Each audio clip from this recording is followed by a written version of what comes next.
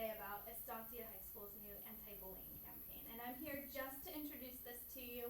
We're going to spend some time over the next couple weeks and couple months getting into the details of this campaign, but I want to talk to you a little bit about bullying today and why we're creating this anti-bullying campaign here on school. So I want you to stop for a minute and think of a time.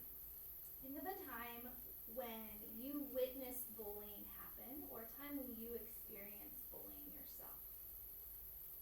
What did it look like? What did it feel like?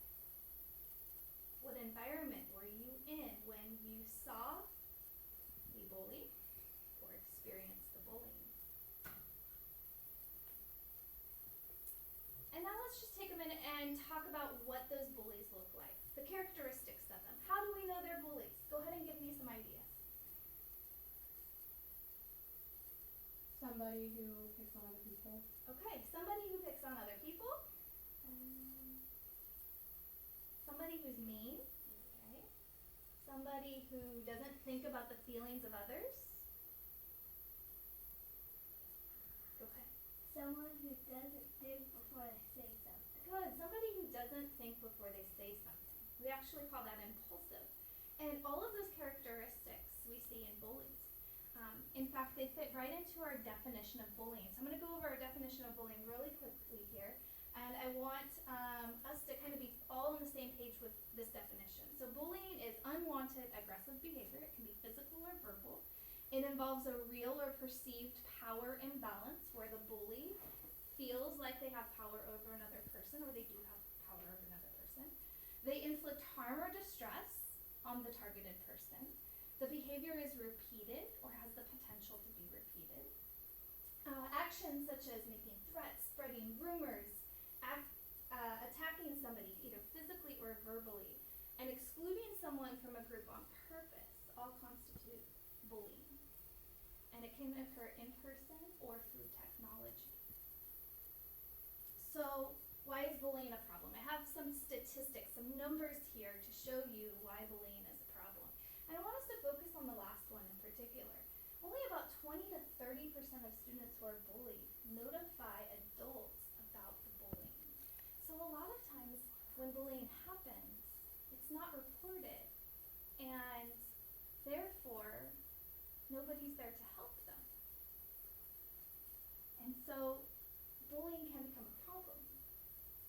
Bullying can lead to or worsen a lot of different things. Feeling of isolation, rejection, exclusion, despair, involvement in interpersonal violence, substance abuse, poor school performance and attendance, depression, anxiety, suicidal behavior.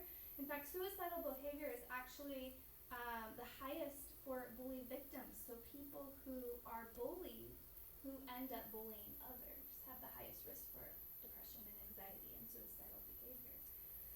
It can have serious and negative effects on our mental health and our overall well-being, even if we're only observing the behavior, if we're not receiving the direct, action of the bully, but we're watching it happen to others.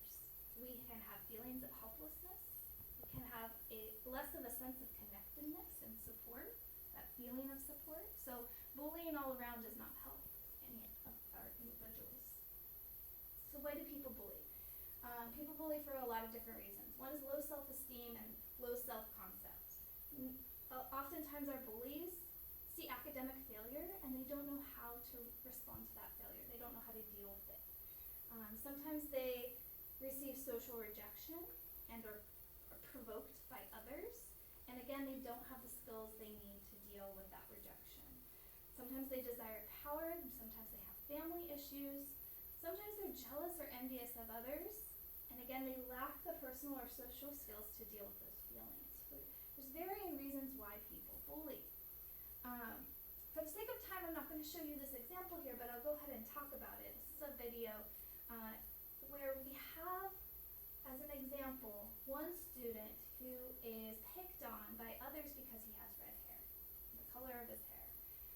And bystanders who are observing this happen end up doing something to make that individual feel better.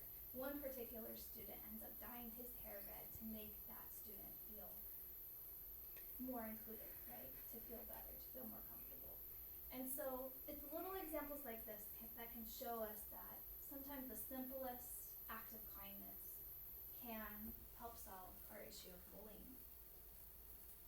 And so we've come up with an action plan for our school, and even if we don't feel like we see bullying happen on our campus, we know we can prevent bullying from happening in the future as well, and by continuing to have a very positive school climate, to treat everybody with kindness, to be open and positive. And so we're going to create a character committee where students and teachers and counselors and administrators can work together to identify what our school needs and set some goals and implement some activities and interventions that will help us reach those goals.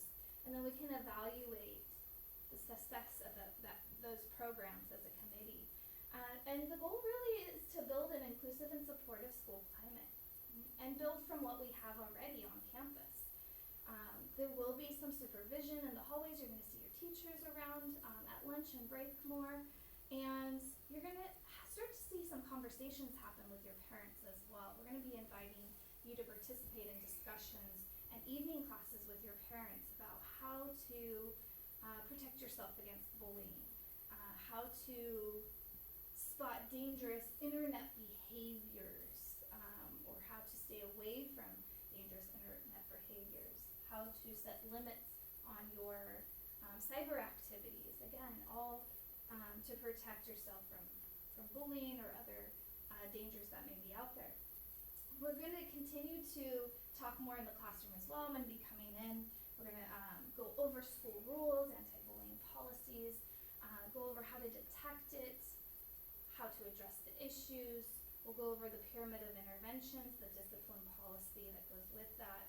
We're going to be talking a lot as well about empathy. Empathy is the ability for an individual to feel what another is feeling. So we're going to be talking a lot about that word empathy in class when I come in more throughout the next couple weeks.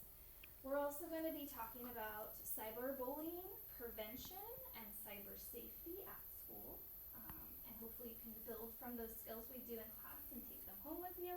We're going to be talking a lot about the importance of character and what characteristics our society values in terms of honesty and responsibility, compassion, courage, work, and self-discipline.